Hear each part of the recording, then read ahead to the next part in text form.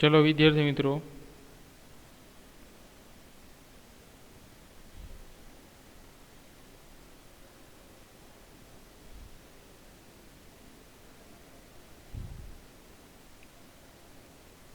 પૃથ્વીનું ચુંબકત્વ વિશે માહિતી.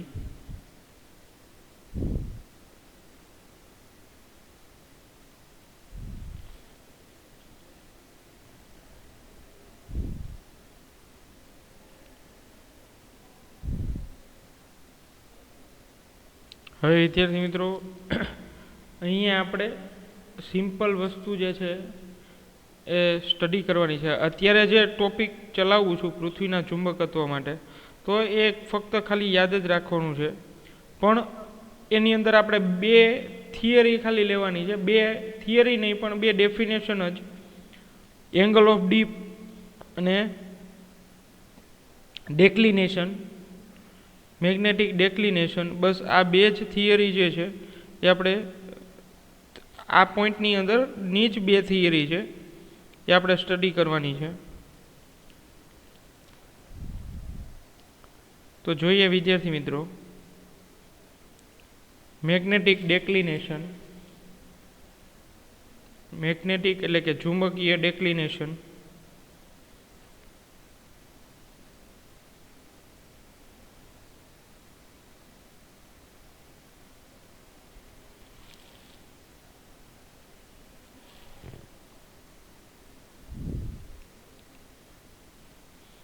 જોઈએ એમાં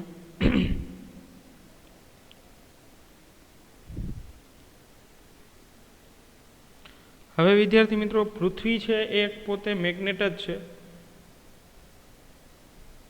અર્થ છે એ પોતે, પૃથ્વી છે એ પોતે એક મેગ્નેટ તરીકે જ વર્ક કરે છે. તે કઈ રીતે મેગ્નેટ તરીકે વર્ક કરે છે એ જોઈએ આપણે.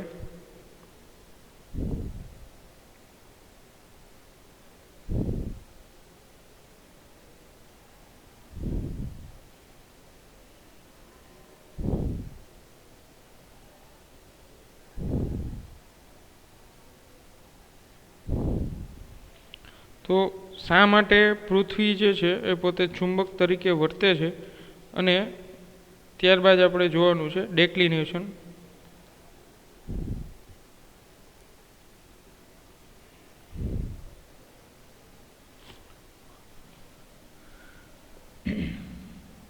પૃથ્વીનું ચુંબકત્વ, પૃથ્વીનું ચુંબકત્વ અર્થ મેગ્નેટિઝમ.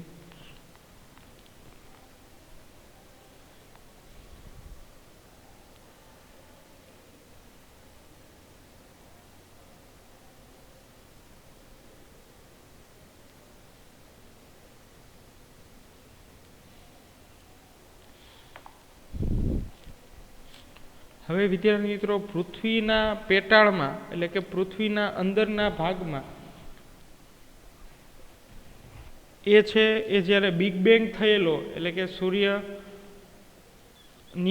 આજુબાજુના વિસ્તારમાં એક એવો પ્રચંડ વિસ્ફોટ થયેલો, અને વિસ્ફોટ થઈને જે જુદા જુદા દ્રવ્યો સૂર્યથી દૂર ગયા છે, અને એમાંના પૃથ્વી આવી જાય, ચંદ્ર, જુદા જુદા બધા ગ્રહો, કે જે બિગ બેંગ થિયરી, એ અત્યારે આપણે વાત નથી કરતા બિગ બેંગ થિયરીની, પણ તમને ખ્યાલ હોય, ઘણા મૂવીમાં પણ આવે છે. બિગ બેંગ બતાવે છે કે એક પ્રચંડ વિસ્ફોટ થયેલો છે ગેલેક્સીમાં, અને એ દરમિયાન વિસ્ફોટ થયા બાદ જુદા જુદા શેપ અને જુદા જુદા માસ ધરાવતા બધા પ્લાનેટ એ સૂર્યથી દૂર દૂર આવેલા છે, અને એને અનુલક્ષીને પછી પરિભ્રમણ કરવા માંડ્યા છે.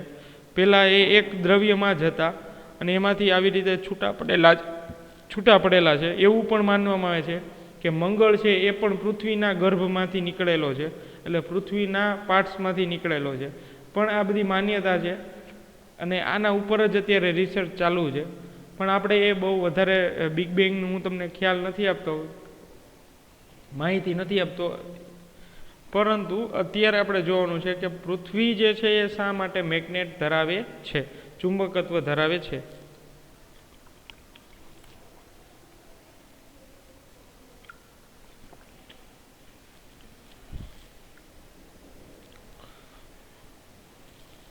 તો જો વિદ્યાર્થી મિત્રો, અર્થ જે છે પૃથ્વી,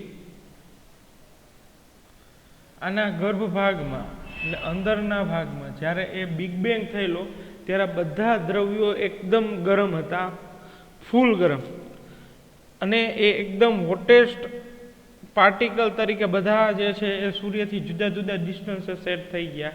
જેમ જેમ સમય જતો ગયો એમ પૃથ્વીની આસપાસ જે છે એક વાતાવરણ બની ગયું, બરોબર છે, વાતાવરણ બની ગયું.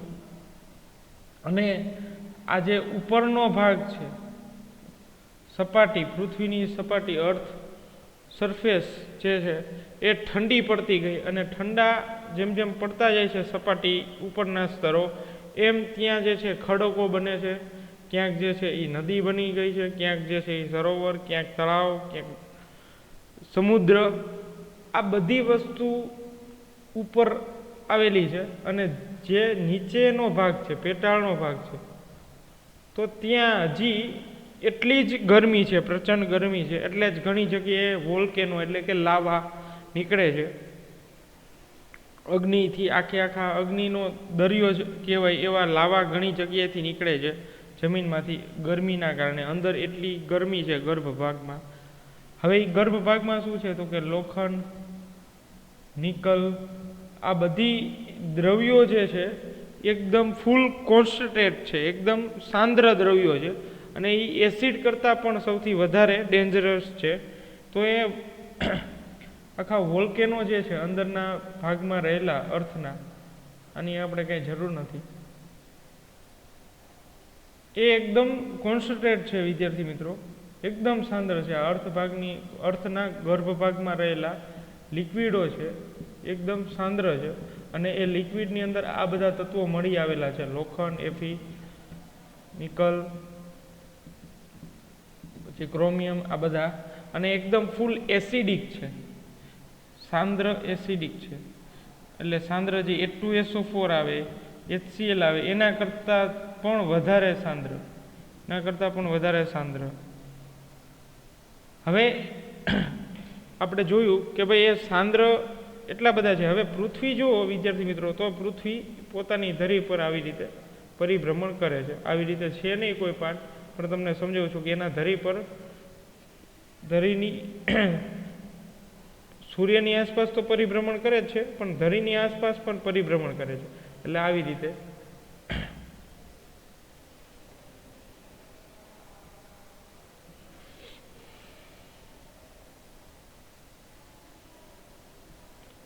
આ જે ધરી છે, આ જે પોઈન્ટ છે, થોડો ક્રોસમાં છે પોઈન્ટ, એને ફરતે આવી રીતે ઓમેગા જેટલી ઝડપથી, કોણીય ઝડપથી પરિભ્રમણ કરે છે. એટલે આવી રીતે હવે પરિભ્રમણ કરે છે. હવે સમજો સિમ્પલ વસ્તુ વિદ્યાર્થી મિત્રો, આ એક નાનો એવો ફૂટબોલ છે, એના એક્ઝામ્પલ દ્વારા સમજો કે આ ફૂટબોલનું બહારનું લેયર છે, અને ફૂટબોલની અંદર હું એક નાનો એવો કોઈ બીજો બોલ રાખી દઉં, અને એ બોલની અંદર હું જો પ્રવાહી ભરી દઉં, લિક્વિડ ભરી દઉં, તો એ પણ ફરશે કે નહીં ફરે? અંદરનું લિક્વિડ જે છે એ પણ પરિભ્રમણ કરશે કે નહીં પરિભ્રમણ કરે? તો કે યસ કરશે. એ લિક્વિડ પણ પરિભ્રમણ કરશે, કાંઈક ગતિમાં આવશે. અને જો લિક્વિડ ગતિમાં આવશે તો એ સાંદ્ર એસિડિક વસ્તુ છે, તો એમાં ધન આયનો અને ઋણ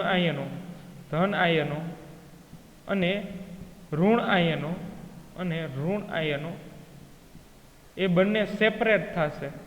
એ શું થશે? સેપરેટ થશે, છૂટા પડશે સ્પીડથી, ગતિમાં છૂટા પડે. તો જેટલી સ્પીડથી ધન આયનો અને ઋણ આયનો એકબીજાથી છૂટા પડે તો એક પોટેન્શિયલ ડિફરન્સ ક્રિએટ કરશે, વિદ્યુત સ્થિતિમાન રચશે, અને વિદ્યુત સ્થિતિમાન દ્વારા વિદ્યુત પ્રવાહનું નિર્માણ થાય છે.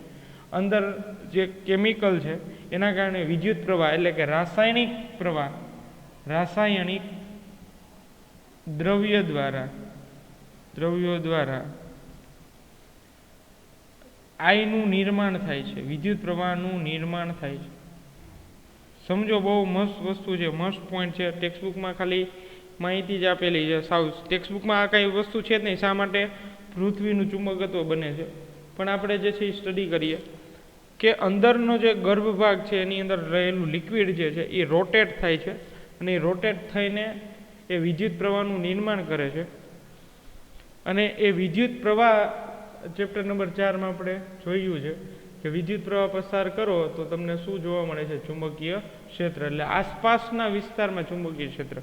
એટલે આ જે પૃથ્વી છે, અર્થ, તો આ એની અક્ષ છે અને આ ગર્ભભાગની અંદર લિક્વિડ.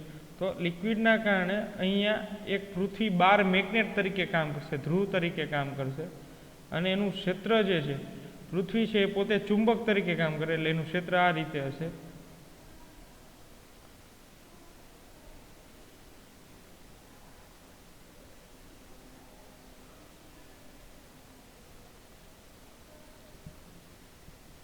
આ પૃથ્વીનું ક્ષેત્ર, પૃથ્વી પોતે જ 12 મેગ્નેટ તરીકે કામ કરે. હમણાં જ આપણે ગજ્યો ચુંબક જોયું, તો આ પોતે જ 12 મેગ્નેટ તરીકે કામ કરશે. પૃથ્વી અંદર ગર્ભભાગની અંદર આ પોતે 12 મેગ્નેટ, એટલે આ એન પાર્ટ તરીકે અને આ એસ તરીકે, એટલે નોર્થમાંથી નીકળે છે એટલે આમ આવશે ક્ષેત્રની દિશા.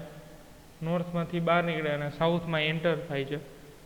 અને અંદરની તરફ કઈ દિશામાં હોય? તો કે સાઉથથી નોર્થ તરફ. અંદરની દિશામાં ચુંબકીય ક્ષેત્ર રેખા કઈ તરફ હોય? સાઉથથી નોર્થ તરફ. તો આ જે છે એ ચુંબકની અક્ષ છે, અક્ષ. અને આ જે પોઈન્ટ છે, ક્રોસ મેં લાઈન કરેલી છે, એ ઇક્વેટોરિયલ લાઈન છે. ઇક્વેટોરિયલ લાઈન એટલે વિષુવ રેખા. તો થઈ ગયો ને વિદ્યાર્થી મિત્રો? આ ગજિયા ચુંબક સાથે આની સરખામણી તમે કરી શકો છો. અર્થ મેગ્નેટિઝમ, પૃથ્વીનું ચુંબકત્વ, શા માટે પૃથ્વી ચુંબક તરીકે વર્તે છે.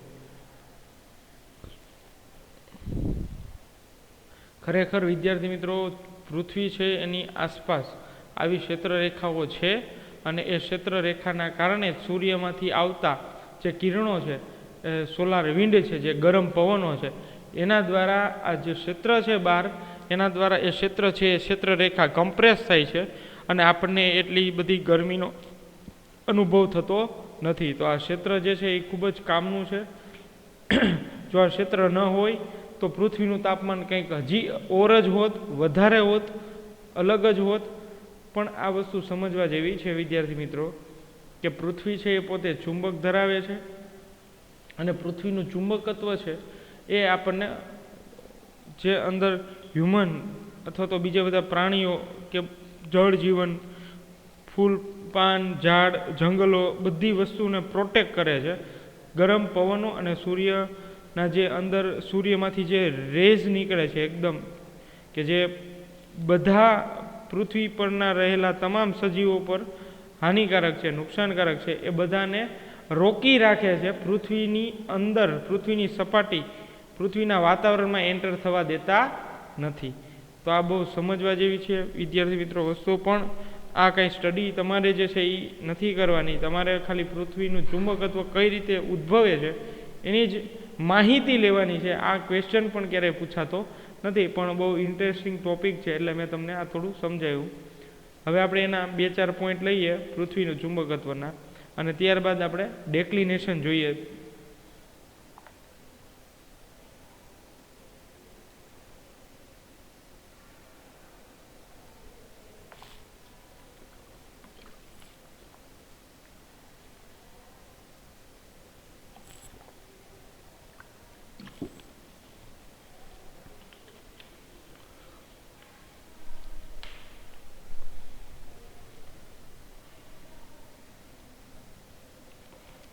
ચલો, પૃથ્વીના ચુંબકત્વમાં જ આપણે 2-4 પોઈન્ટ લખી નાખીએ.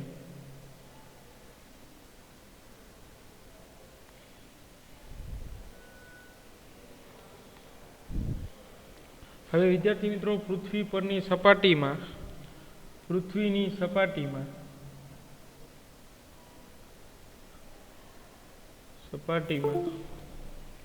જુદા જુદા સ્થાને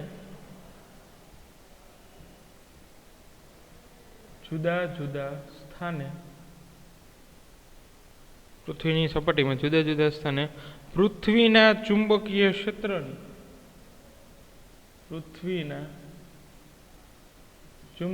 ક્ષેત્રની પ્રબળતા જુદી જુદી છે. આ વસ્તુ રાઈટ જ છે, સાચી જ છે, કારણ કે પૃથ્વીનું મેગ્નેટિઝમ છે જો ક્યાંય નિયમિત નથી, એટલે એની ક્ષેત્રરેખા પણ કેવી હશે, જુદી જુદી, ક્ષેત્રનું મૂલ્ય પણ કેવું હશે, જુદું જુદું. જો અહીંયા આપણે જોયેલું છે કે અહીંયા ક્ષેત્રરેખા ગીચ છે, તો અહીંયા ક્ષેત્રનું મૂલ્ય વધારે હશે, પછી અહીંયા તો હાફ થઈ જશે આના કરતાં, કારણ કે આ પોતે ગજિયા ચુંબક તરીકે જ વર્તે છે. એટલે આ પોઈન્ટ સમજાણો. પૃથ્વીની સપાટીમાં જુદા જુદા સ્થાને પૃથ્વીના ચુંબકીય ક્ષેત્રની પ્રબળતા એટલે કે એનું મૂલ્ય મેગ્નિટ્યુડ જુદું જુદું હશે, ક્યાંય સમાન હશે નહીં. ચલો ત્યારબાદ પૃથ્વીનું ચુંબકીય ક્ષેત્રનું મૂલ્ય આશરે પૃથ્વીના ચુંબકીય ક્ષેત્રનું મૂલ્ય આશરે એટલે કે એપ્રોક્સિમેટલી 10⁻⁵ ટેસ્લા જેટલું છે. 10⁻⁵ ટેસ્લા છે. આટલું સૂક્ષ્મ છે, બહુ જ સૂક્ષ્મ કહેવાય વિદ્યાર્થી મિત્રો. પછી એક બીજું તમને ખાસ કહું કે 1 ગોસ ઇક્વલ ટુ 10⁻⁴ ટેસ્લા થશે. આ ખાસ એમસીક્યુ માટે યાદ રાખવાનું છે. એમસીક્યુ માટે કે ગોસને તમે ટેસ્લામાં કઈ રીતે કન્વર્ટ કરી શકો, તો કે 10⁻⁴ ટેસ્લા. હવે જો તમને એવું આપેલું હોય કે ભાઈ 5 × 10⁻⁴ ટેસ્લા છે, તો આને 5 ગોસ એવું પણ તમે લખી શકો. ચલો સમજાય છે. આ કન્વર્ઝેશન તમને આવડતું હોવું જોઈએ. આવું એમસીક્યુમાં તમારે ખાસ ઉપયોગી બનશે.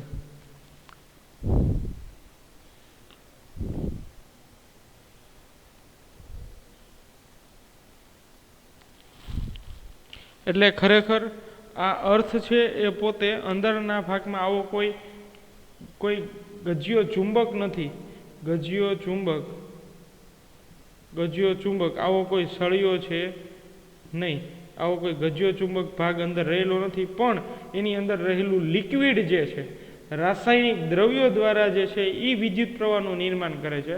અને એ વિદ્યુત પ્રવાહનું નિર્માણ થાય એટલે ચેપ્ટર નંબર 4માં પહેલી થિયરી ઓર્સ્ટેડે કીધું એમ કે વિદ્યુત પ્રવાહનું નિર્માણ થશે તો એના આસપાસના વિસ્તારમાં એક મેગ્નેટિક ફિલ્ડ ક્રિએટ થાય છે. સમજાય છે? તો આ ખાસ યાદ રાખવાનું છે વિદ્યાર્થી મિત્રો. ચાલો ખાસ સમજાવવું જોઈએ અહીંયા વિદ્યાર્થી મિત્રો તમને.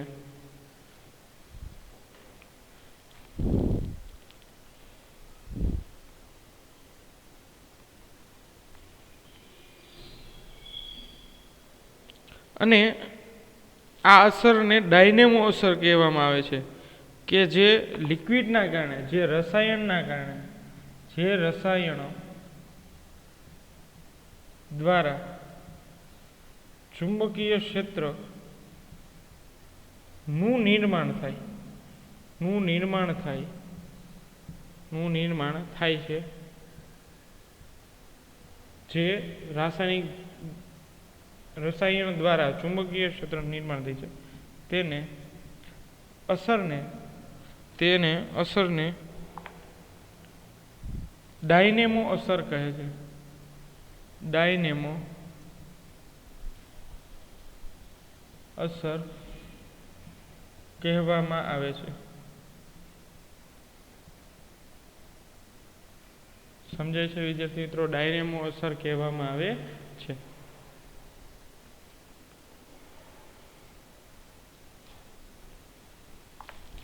હવે તમને વિદ્યાર્થી મિત્રો ક્વેશ્ચન થાય કે સર આ જે પરિભ્રમણ થાય છે એના કારણે જ ચુંબકીય ક્ષેત્ર ઉદ્ભવે છે.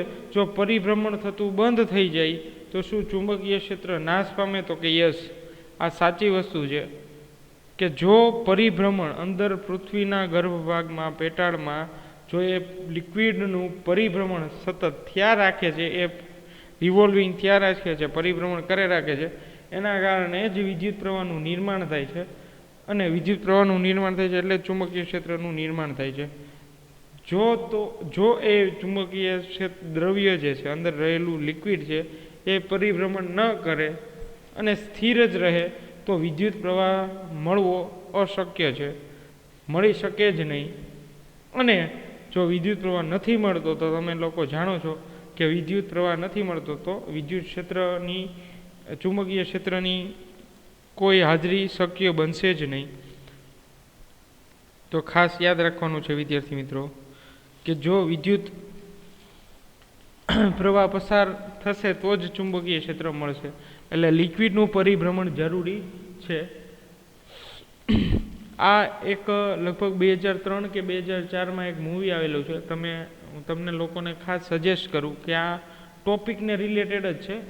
એ મૂવીમાં એવું દર્શાવે છે કે જે પૃથ્વીની ગ્રેવિટી છે એ આ ચુંબકીય ક્ષેત્ર દ્વારા જ છે. એટલે આ અર્થ છે એની અંદર જે આ લિક્વિડ પરિભ્રમણ થાય છે એ ધીરે ધીરે પરિભ્રમણ થતું બંધ થઈ જાય છે અથવા તો એની સ્પીડ ઘટે છે અને ઘટવાના કારણે એનું જે આ બહારની સાઈડ ચુંબકીય ક્ષેત્ર છે અર્થનું તો એ ધીરે ધીરે નાશ પામતું જાય છે. એટલે ધીરે ધીરે ઘટતું જાય છે. એટલે ઉપર જે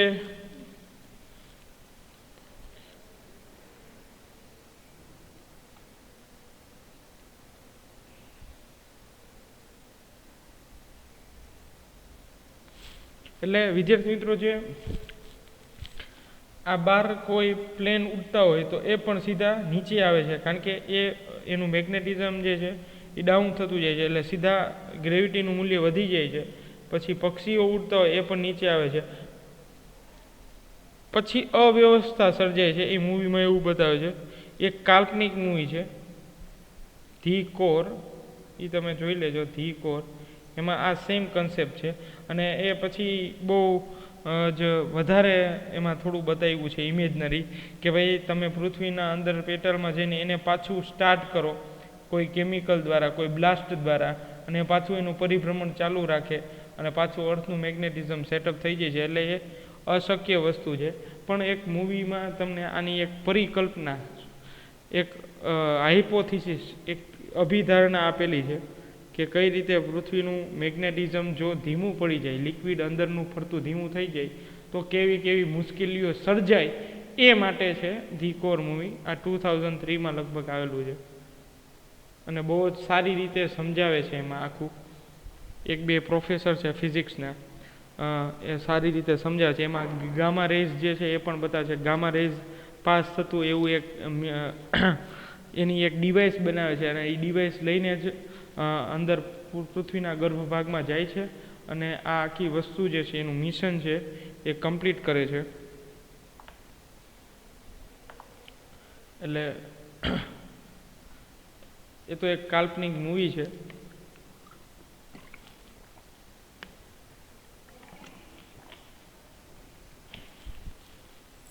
જે વાસ્તવમાં શક્ય નથી, પણ તમને આનો જ સેમ કન્સેપ્ટ સમજાવે છે અર્થનું મેગ્નેટિઝમ.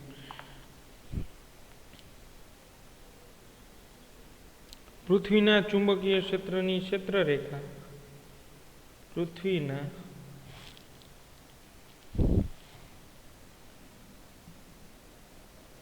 ચુંબકીય ક્ષેત્રની ક્ષેત્રરેખા પૃથ્વીના ચુંબકીય ક્ષેત્રની ક્ષેત્રરેખા એ ગજિયા ચુંબકની ક્ષેત્રરેખા જેવી જ છે અથવા તો એની સાથે સામ્યતા ધરાવે છે.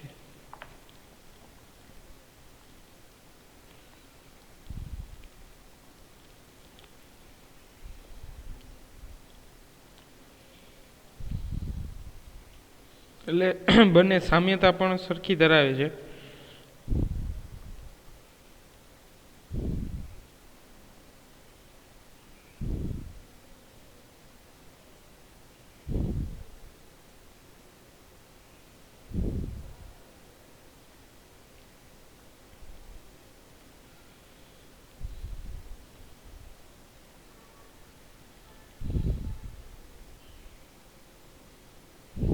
ચલો ત્યારબાદ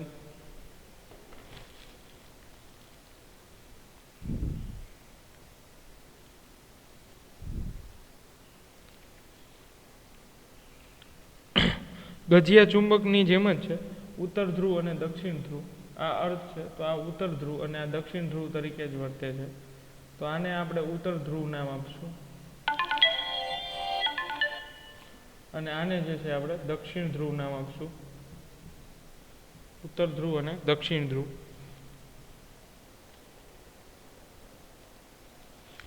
ચાલો, તો બધું સેમ જ છે. દક્ષિણ ધ્રુવ ગજિયા ચુંબક સાથે જ સામ્યતા ધરાવે છે.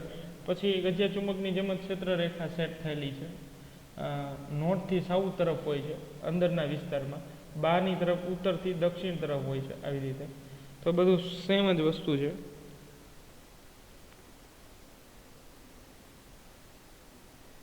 પછી તમને થોડી માહિતી આપેલી છે, પણ એ યાદ ન રાખો તો ચાલે, કે ચુંબકીય ઉત્તર ધ્રુવનું સ્થાન ચુંબકીય ઉત્તર ધ્રુવનું સ્થાન ચુંબકીય ઉત્તર ધ્રુવનું સ્થાન 79.74 ડિગ્રી આટલું કંઈક એન તરફ આવેલું છે, એટલા અક્ષાંશ તરફ આવેલું છે. અક્ષાંશ એટલે કે જે પોલ છે એ એકચ્યુઅલમાં ક્યાં છે, ધ્રુવ છે એ એકચ્યુઅલમાં ક્યાં છે, ક્યાં અક્ષાંશ અને રેખાંશના કયા ડિગ્રી ઉપર છે, તો કે 79.74 ડિગ્રી નોર્થ તરફ અને 71.8 વેસ્ટ તરફ. અને દક્ષિણમાં એટલે આ સાઉથના ભાગ, આ ઉત્તર ધ્રુવ તરફ અને સાઉથનો ભાગ છે ત્યાં એનું ડિગ્રીનું શું મેન્શન કરેલું છે, તો કે 79.74 ડિગ્રી સાઉથ એન્ટાર્કટિકામાં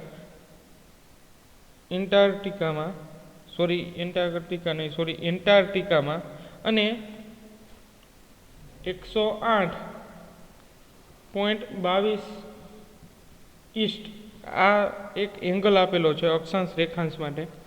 તો આ જગ્યાએ આવેલું છે, લોકેશન તમને આપેલી છે એમાં.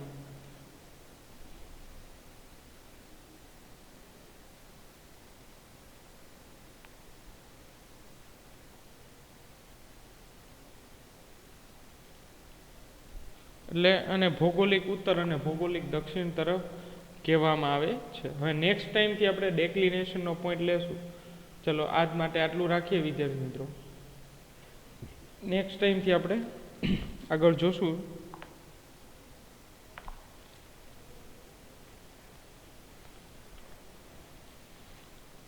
તો આ બધું તમારે ખાસ વિદ્યાર્થી મિત્રો ક્લિયર કરવાનું છે. ચેપ્ટર નંબર 5માં ખૂબ જ અગત્યનું છે અને 2 માર્ક્સ સમજવાનું વધારે તમને મજા આવશે. આ તમે જો મેં તમને જે ઓલું મૂવીની વાત કરેલી છે ધી કોર, એ તમે જોશો તો તમને બહુ વધારે સમજાશે, આઈડિયામાં વધારે આઈડિયા આવશે. અત્યારે તમે અમે ફ્રી ટાઈમ છે તમારે, એટલો ટાઈમ તમને મળી રહે એક મૂવી જોવાનો, અને એ મૂવી પણ જે છે આપણા સ્ટડી માટે જ હોય, તો એવા મૂવી જોઈ શકાય છે. બીજા બધા તમે મૂવી જોતા હોય તો એનો કોઈ બીજો તમને લાભ નથી હોતો, પણ આ જે મૂવી છે એના ઘણા બધા બેનિફિટ છે. તમારું જે ફિઝિક્સનો ફંડા છે મેગ્નેટિઝમનો, અર્થ મેગ્નેટિઝમનો, અંદર જે લિક્વિડના પરિભ્રમણ દ્વારા જે મેગ્નેટિઝમ ક્રિએટ થાય છે અને એ કઈ રીતે અર્થ અથવા તો આપણી જે સજીવોની પ્રજાતિઓ છે અથવા તો અર્થના ઉપરના રહેલા બધા ભૌગોલિક સ્થાનો છે એને કઈ રીતે પ્રોટેક્ટ કરે છે સૂર્યના આવતા કિરણો દ્વારા, તો એ સારી રીતે સમજાવે છે. બહુ જ જૂનું મૂવી છે, 15-17 વર્ષ જૂનું છે, પણ તો પણ સારી રીતે સમજાવે છે, કન્સેપ્ચ્યુઅલ. તો તમે થોડો વધારે આઈડિયા આવી જશે. અને આની પાછી હિન્દી વર્ઝનમાં પણ છે, એટલે આપણા જો સ્ટડી માટે આપણને જ ફાયદો થતો હોય તો એ જોવામાં કોઈ લોસ નથી. અને લગભગ 2-2.25 કલાકનું જ છે મૂવી, પણ એ આખું કાલ્પનિક છે. એક બહુ સારી રીતે સાયન્સની કલ્પના રજૂ કરેલી છે.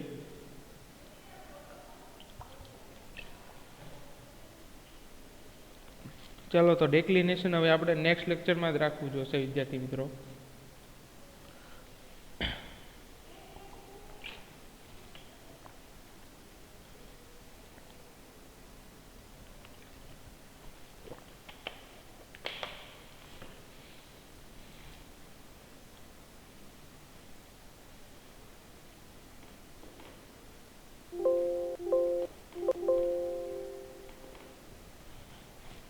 ચાલો આમાં સમજવામાં વાર લાગી, પણ આપણે ડેક્લિનેશન નેક્સ્ટ લેક્ચરમાં જોશું.